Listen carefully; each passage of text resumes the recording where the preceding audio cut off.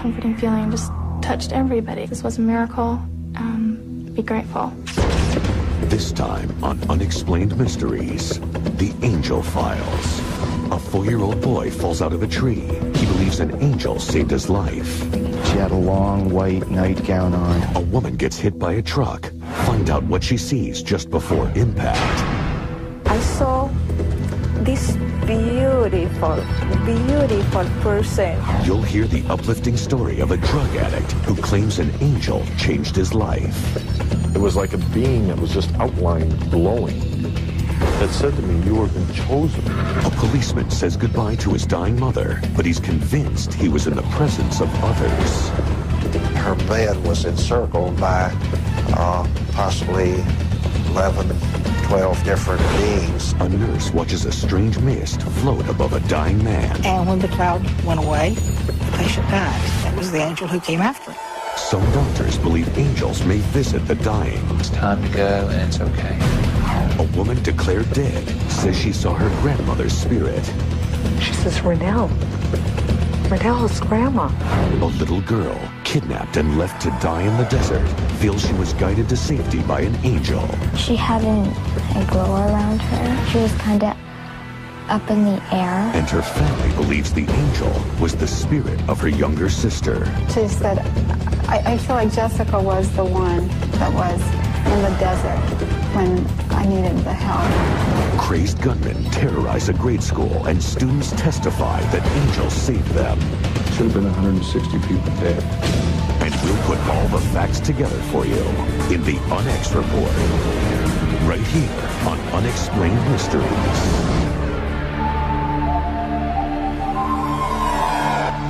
Many Americans believe in the existence of angels.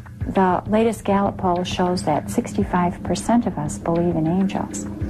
75% of us who are between the ages of 18 and 25 believe in angels.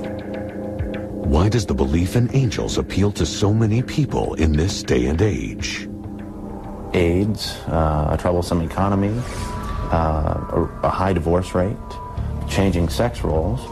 All of these things make for an uncertain world. People are turning to angels in an attempt to find security, power, control, meaning in their lives.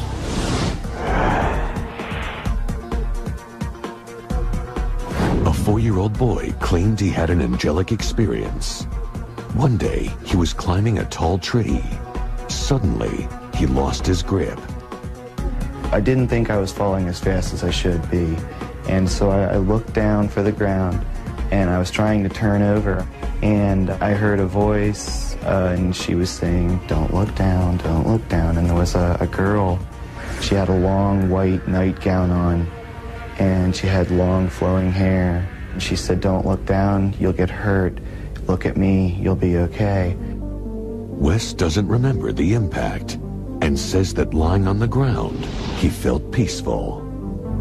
I took him to the doctors, and the doctor pointed to him and said he fell the safest way possible. He impacted his shoulder and broke his collarbone. He said anything else would have done major damage. Years later, Wes revealed his angelic encounter. I could sense that there was something he wasn't telling me. There is a conspiracy of silence in this country as far as paranormal phenomena is concerned. People keep these stories close to the vest for fear of ridicule. Angels at the time were not part of our vocabulary, but this certainly meets my description of what an angel would be. Some experts feel an angel experience has a biological explanation. I think that it tends to be a physiologic event, sort of like a hallucination, but not as vague as a hallucination would be. But that doesn't explain all the reports of angelic encounters. Tens of millions of people are claiming to have had these experiences. Are they all deluded? If you have people who are pathologically hallucinating, you get individual, random, chaotically random stories. You don't have stories falling into a pattern. I don't know that I deserved some help, but for some reason I got some help from somebody.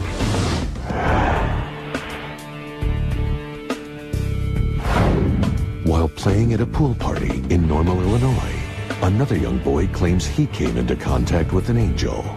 And we had fastened water wings on Daniel because he couldn't swim.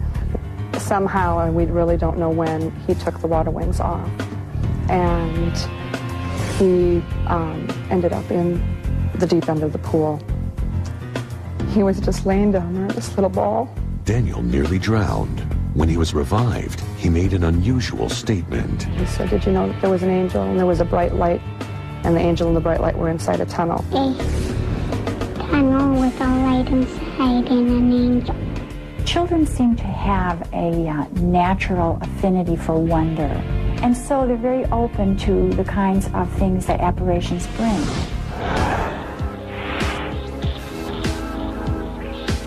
Children aren't the only ones who claim angelic episodes. The ice cream truck just came fast, and I saw him so close. It was so close that I could see his face.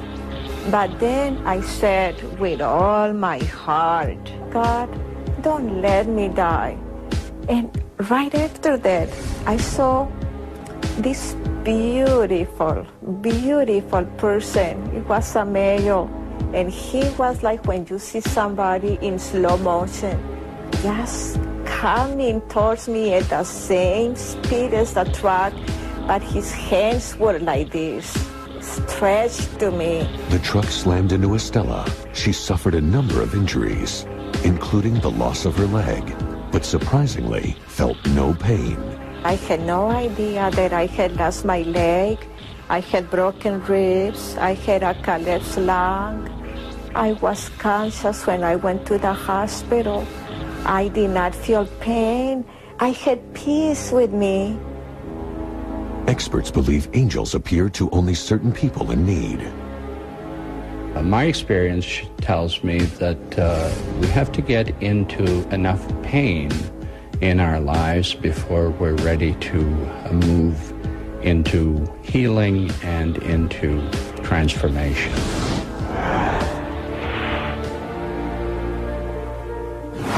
The presence of angels is not limited to life-threatening events. I had a lot of hate. I reeked in hate. It radiated from me. My eyes were black from what I've been told by people that know me. Daryl Cochran had two big problems, drugs and alcohol. He was a hellraiser. He was constantly in trouble. He was slowly working his way to either to prison or to be dead. When Daryl's younger brother Mike was shot dead in a drug deal and set on fire, Daryl went wild. I was on like a 5-day bender, nonstop. And I remember sitting in my living room and the pain, the ungodly pain. And I fell on my hands and knees on the floor, and I was puking blood. And all of a sudden, I felt a warmth, an incredible warmth all over me. Daryl claims that's when he saw an incredibly brilliant light. There was an outline of a being. There was a voice. And it said, you have been chosen to be a light to others. And I knew then I'd finally flipped. I'd lost it. Gone right over the edge. The next thing I remember was this incredible feeling of peace. From that day forward, Daryl changed his life. He stopped drinking and taking drugs, and he created a teenage anti-drug program. All this because Daryl feels he was visited by an angel. Or whatever it was, must have been some sort of miracle. Daryl believes that his guardian angel or a guardian angel appeared to him and with some sort of communication from the angel induced a transformation. Daryl felt that he'd be the last person to get angelic assistance, but his experience affects him to this day. This silhouette in this brilliance of light, it was like a being that was just outlined, glowing, that said to me, you have been chosen. Me, a drug guy, I've been chosen. I have a guardian angel in my life, and it goes before me. Later on Unexplained Mysteries, the Angel of Death. The Angel of Death is a rather friendly and loving figure. A hard-edged policeman softens when beings appear as his mother dies. I believe that the figures were angels A nurse tells of her frequent sightings of angelic creatures. I feel like you've been given a glimpse of the other side. And doctors report similar experiences. He told me that 2 nights before, in a dream, he saw his mother and another figure. A husband and wife are burned in a plane crash. Both claim they saw an angel. I saw what was a strong, muscular hand that was transparent-like. And he grabbed an invisible hand, and he walked directly out of that plane, across the wingtip. A young kidnapping victim that may have been helped by a kind spirit. And she saw the little spirit standing there. Dad helped her go the right way. Hostages say they survived a bomb blast with the help of angels. I saw this woman, and she told me that to listen to my brother and it's going to be okay. And we'll wrap it all up in our UNX report, here on Unexplained Mysteries.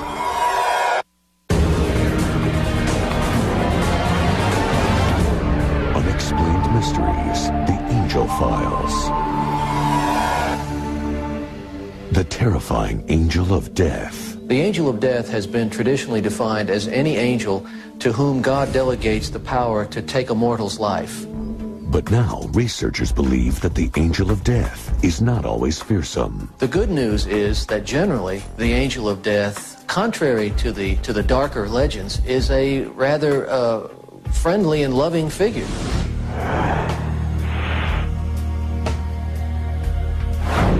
Experts report a growing number of incidents where luminous beings appear at the time of death to ease the passage to the other side. I witnessed death quite often, probably on the average of once a week. I've always been very skeptical of angels or any other claim of religious experience like that. Through my training as a police officer, I was trained to be skeptical of things. As Elman's mother lay dying, he did his best to make her comfortable. To know that it's okay to die. I know that you're ready to go. I told her that I loved her and that she should enjoy the trip. It was time for her to go and that it was okay for her to go. And I think she was at peace when we talked about that. He felt the atmosphere change as if a gentle calm had enveloped the room. All of a sudden, I was aware that her bed was encircled by possibly 11, 12 different beings completely encircling her bed. And these beings were dressed in a coarsely woven burlap-like cloak, and there was a very warm golden glow bathing the entire area. They were standing as a human being would stand. They were just very quiet and very still, and I could actually see through the being that was on my left. Then his mother died. I've heard that the soul departs from the body before the body actually dies, so this may very well have been what I saw. The experience affected him profoundly.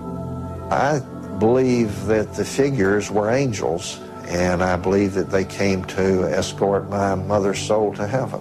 That's what I believe.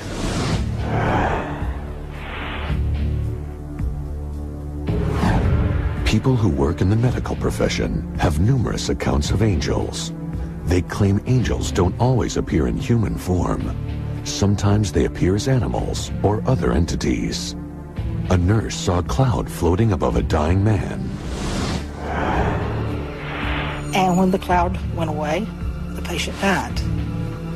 And it was just always been my belief that that was the angel who came after him. Researchers insist that the cloud was the spirit of the man as he passed away.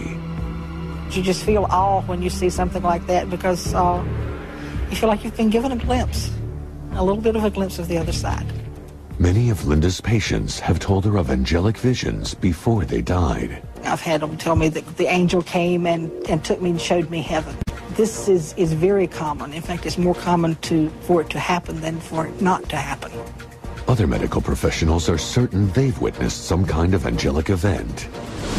I have seen patients reach moments of peace, not resignation with their death, but just acceptance about it and readiness to go on to the next phase. There's no medicine that's made them feel like that. It's a spiritual something that's gone on inside of them. After observing so many of these encounters, Dr. Alexander is a firm believer. Every angel story I hear makes me believe more in angels. I mean, I believe when these people say they see something, I believe them. I wouldn't mind seeing an angel myself.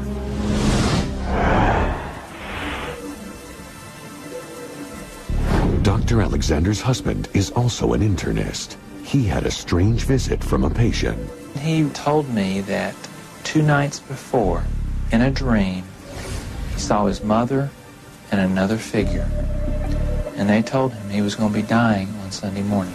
But the patient was in perfect health. I just don't normally put people in the hospital unless they're very, very sick. And this is just the most unusual experience I have ever had. Making his rounds that Saturday night, Dr. Alexander confirmed his patient was doing well. And at 5:05 on Sunday morning, he took his last breath and he died. There was no explanation other than something supernatural having intervened. The doctors realize that the medical community doesn't share their opinion of angels, but they are firm believers. I believe that angels exist. I believe that there is a guardian angel for each of us, whether we see it or not. And I believe that there is another figure that can be interpreted as the angel of death that does come at the time of death, a very peaceful spirit, to let that person know it's time to go and it's okay. Next on Unexplained Mysteries, a short plane trip turns into a journey to the other side. She says, Renelle, it's Grandma. It hit me. She had died 2 years before. Am I dead? More doctors are convinced patients often get otherworldly help. We have guardian angels that watch over us and help us out whenever we are in need of help. A child in danger says she found safety through a spiritual guide.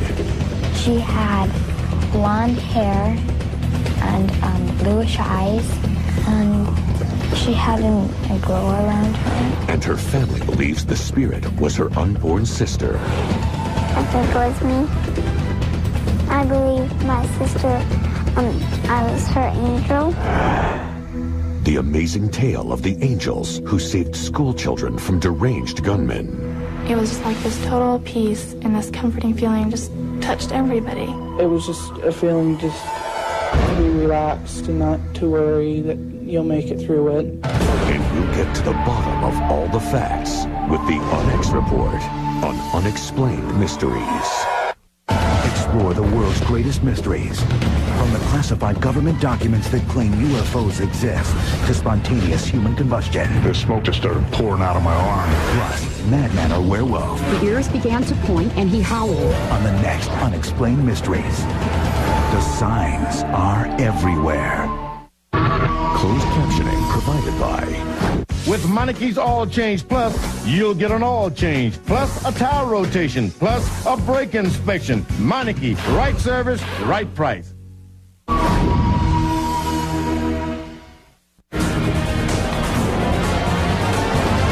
Unexplained Mysteries, The Angel Files. Many people claim angels saved their lives.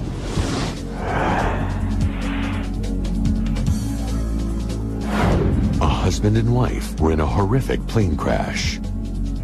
Both say they experienced visitations from angels. It was to be a short flight of 15 minutes. It became a nightmare. I had had a vision the night before. It was real clear. It was what was going to happen the very next day. And I woke up in a cold sweat, and I sat up, and Terry was sound asleep, and I started getting very panicky, and I woke him up, and I said, promise me no matter what happens tomorrow, we're not going to get back in that plane, right? When they checked out of the hotel, the front desk clerk also gave them a warning. She says, you're not going to fly today, are you? Well, yeah, we're just making a short flight. And she said, I really don't like the thought of you guys getting in that plane. Despite the clerk's apprehension, Renelle and Terry took off. Suddenly, the clear blue sky filled with clouds. And it was though someone had taken a white sheet and just wrapped it tightly around the cockpit.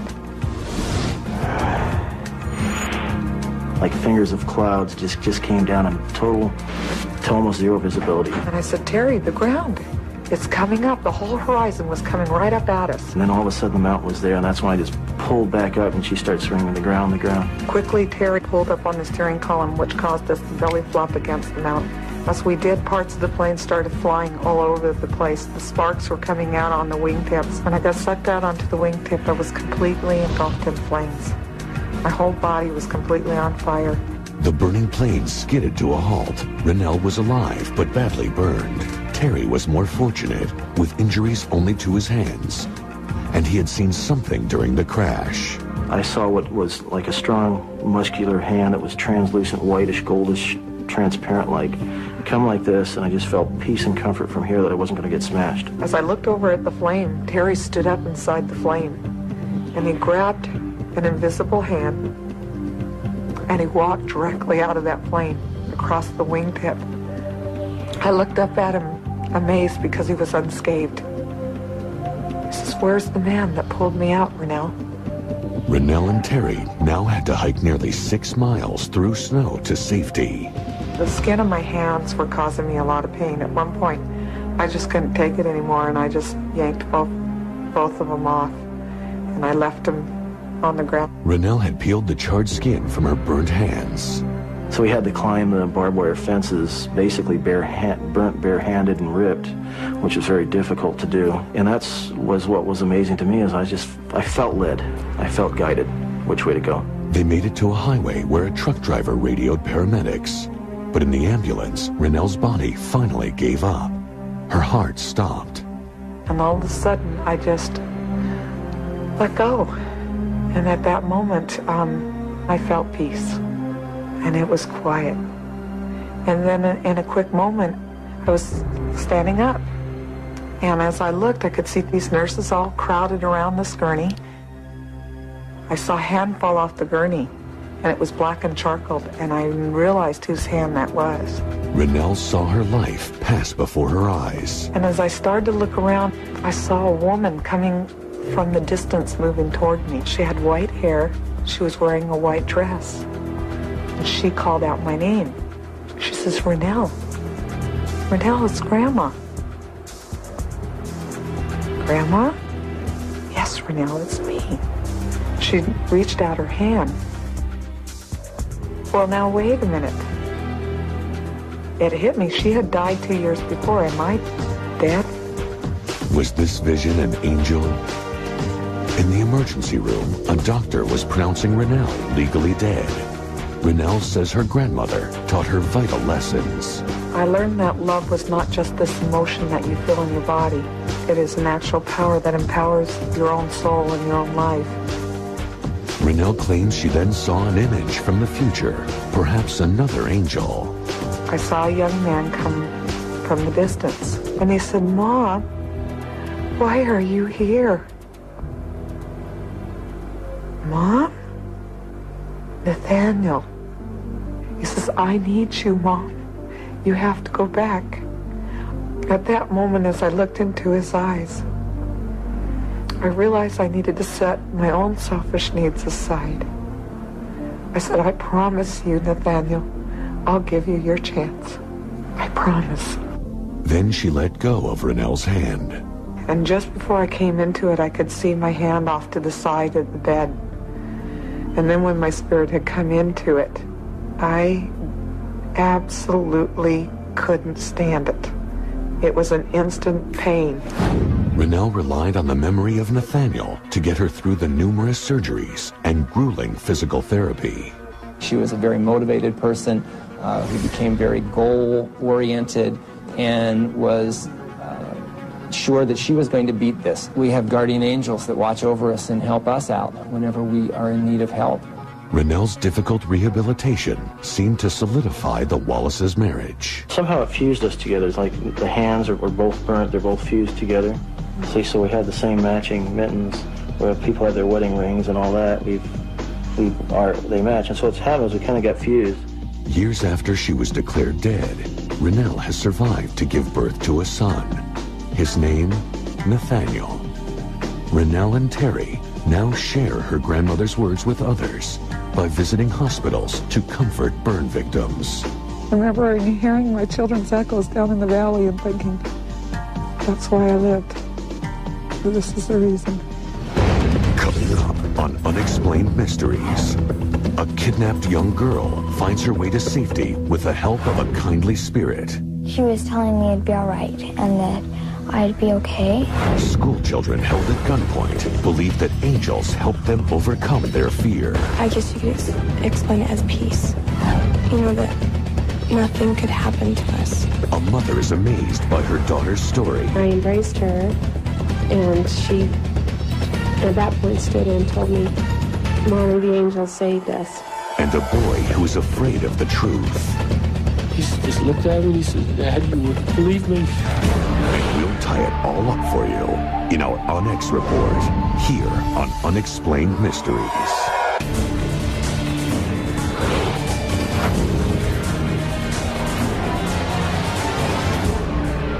Unexplained Mysteries, The Angel Files. Angels are often credited with extraordinary rescues.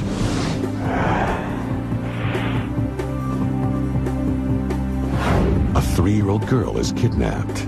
Well, she was kind of a bouncy little kid, always into trouble and always jumping on, you know, always wanting hugs and kisses and jumping on you and mauling you, and she was always fun. The day that she was kidnapped, everything changed. Everything was different. It was just unimaginable. Mesa, Arizona.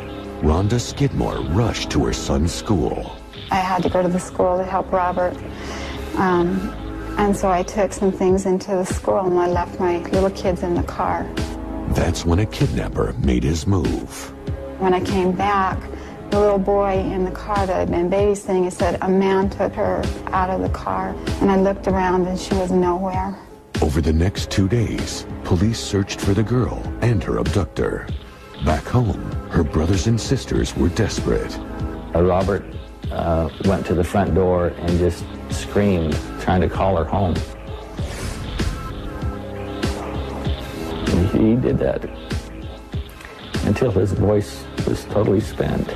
This incident occurred in fall time, which in Arizona we see our greatest extremes, the extreme heat, the extreme cold. Children lose heat and become dehydrated very quickly, and it could even progress to a point of unconsciousness, what we call heat stroke, and a large percent of those patients could die. A thunderstorm forced the police to stop the search. Hope was fading. We actually had one news reporter say, "How will you feel when they find her dead body?" But 3 days after her abduction, a hunter made a startling discovery. I was hunting quail. I hit one.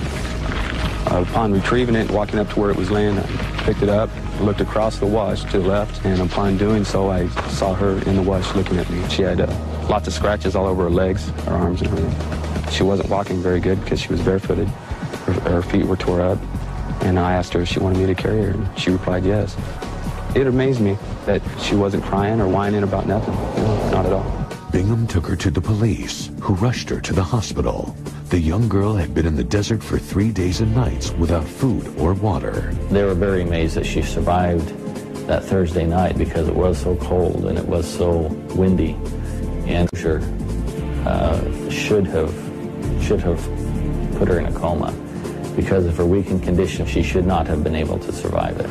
Doctors felt her survival was miraculous, but that might not have been the only miracle. She didn't really react to us. She recognized us and just kind of stared at us. And finally she said, "I saw Heather playing." Heather's her 2-year-old younger sister.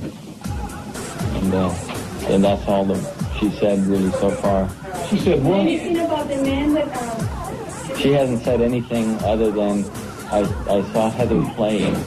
No, she didn't have that. We don't know. There was no way Heather could have been there. Gradually, the abducted girl began to talk of her time in the desert. She mentioned that she was really, really hungry, really, really thirsty, and her feet hurt because of all the cactus thorns. And then she started talking about the little girl that she saw in the desert. But who was that little girl?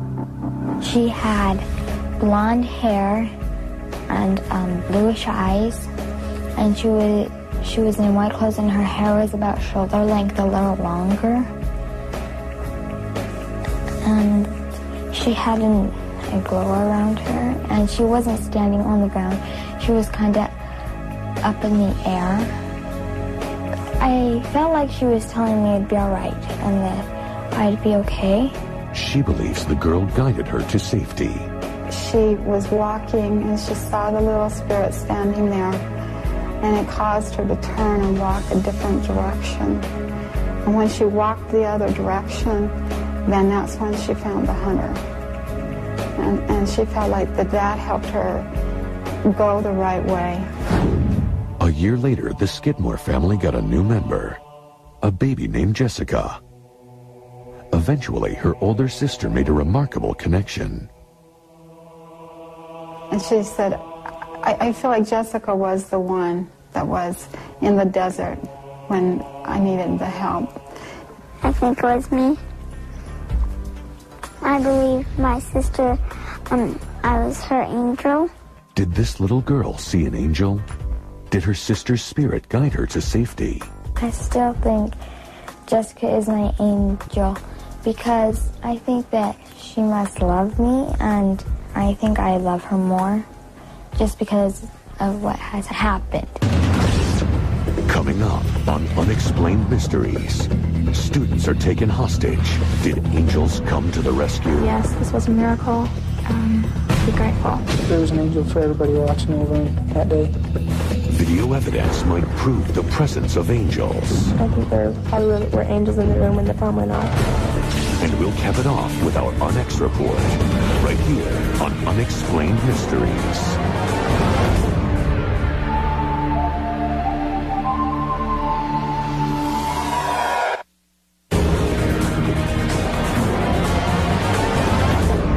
Unexplained Mysteries, the Angel Files.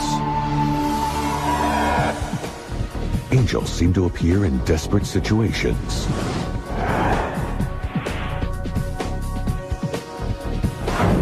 Children are taken hostage in a Wyoming school. David and Doris Young walked into Cokeville Elementary School with a deadly mission. I said to them, "Is there something I could do to help you, sir?" And he said, "Yes, ma'am, there certainly is. This is a revolution. Your school's being taken hostage. Consider yourself a hostage." If you'd looked in David Young's eyes, you knew it was no joke.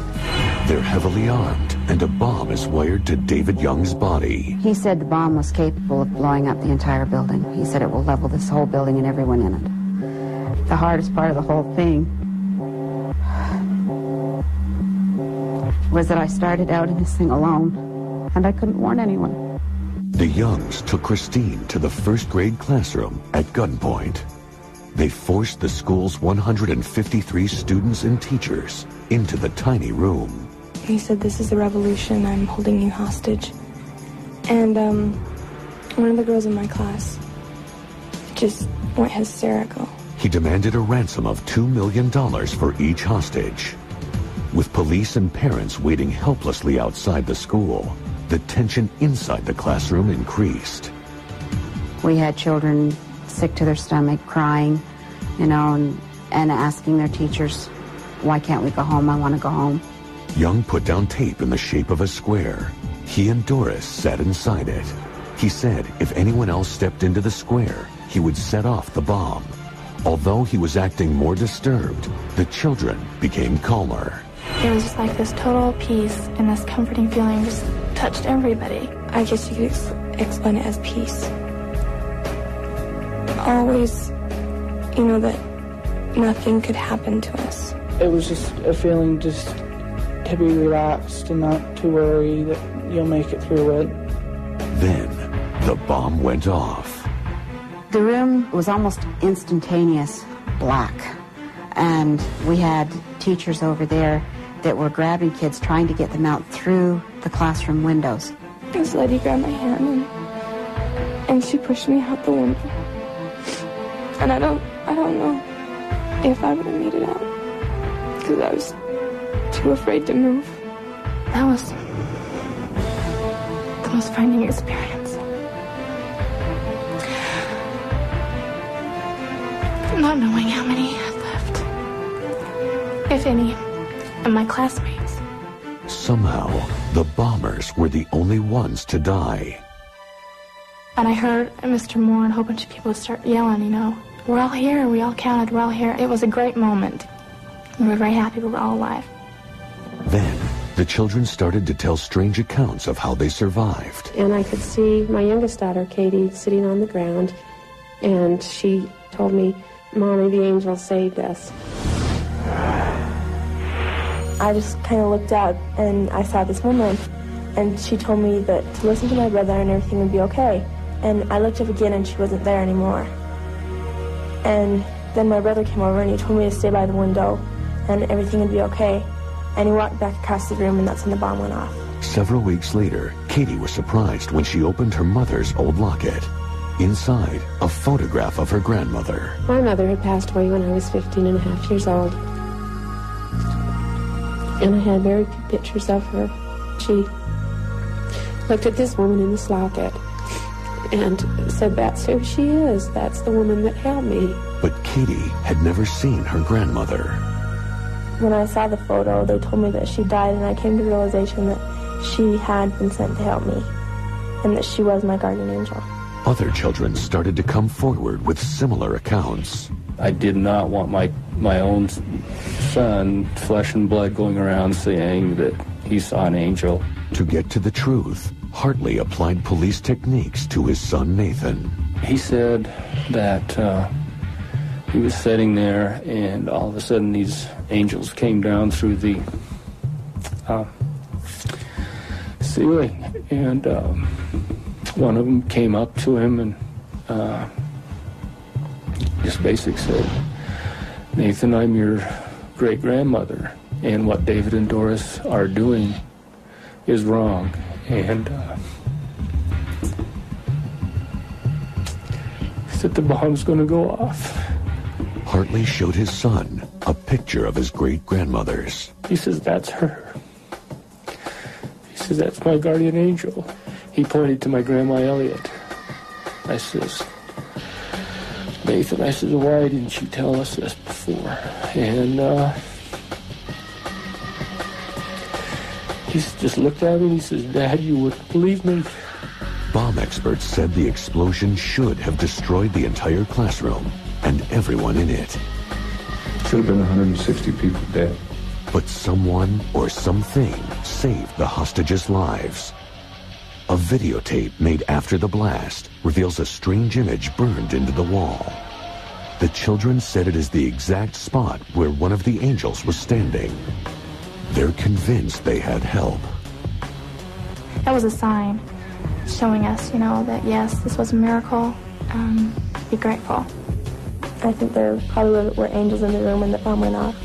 And so, like, the image was just impacted on the wall. There's absolutely no way that we could have made it through that without some kind of help. Next on Unexplained Mysteries, we sum it all up in our UnX report. The angels that might have saved children in peril. The spirit that turned a drug addict's life around. The beings that a policeman claims he saw when his mother died. The plane crash victim who may have glimpsed the other side. And a little girl who could have been saved by an angel. This and more when Unexplained Mysteries returns.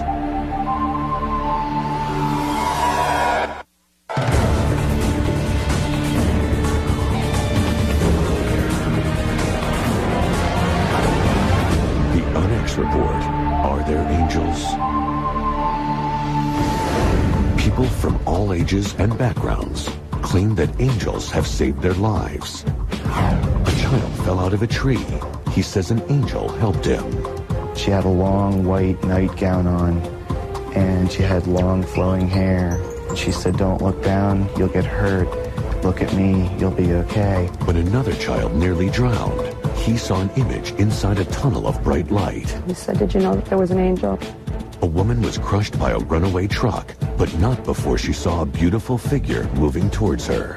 His hands were like this, stretched to me. When a drug addict hit rock bottom, He says he was visited by a benevolent creature who changed his life. There was an outline of a being. All of a sudden, there was a voice, and it said, "You have been chosen to be a light to others." A police officer claims he saw angels when his mother died. All of a sudden, I was aware that her bed was encircled by possibly 11, 12 different beings. A nurse maintains she saw a cloud hovering over a dying man. It's just always been my belief that that was the angel who came after him. Doctors familiar with death are convinced that angels exist. I mean, I believe when these people say they see something, I believe them. A Utah woman had a nightmarish premonition. I had had a vision the night before, and I said, "Terry, wake up. Promise me no matter what happens tomorrow, we're not going to get back in that plane, right?" After being declared dead, the woman had a vision. She had white hair. She was wearing a white dress. It hit me. She had died 2 years before. Am I dead? An innocent child was kidnapped. She insists that a beatific little girl saved her life. She had a glow around her, and she wasn't standing on the ground. She was kind of up in the air. When a pair of gunmen took a school hostage, several students reported that angels helped them survive a bomb blast. There's absolutely no way that we could have made it through that without some kind of help. But some scientists believe there is a human explanation for angelic visions. I think that it tends to be a physiologic event, sort of like a hallucination, but not as vague as a hallucination would be. Witnesses describe all sorts of encounters with angels, at terrible accidents, while working with the dying, and during near-death experiences. Could they all be wrong? Or do angels really exist? For now, those answers must remain an unexplained mystery. I believe that angels exist. I believe that there is a guardian angel for each of us, whether we see it or not.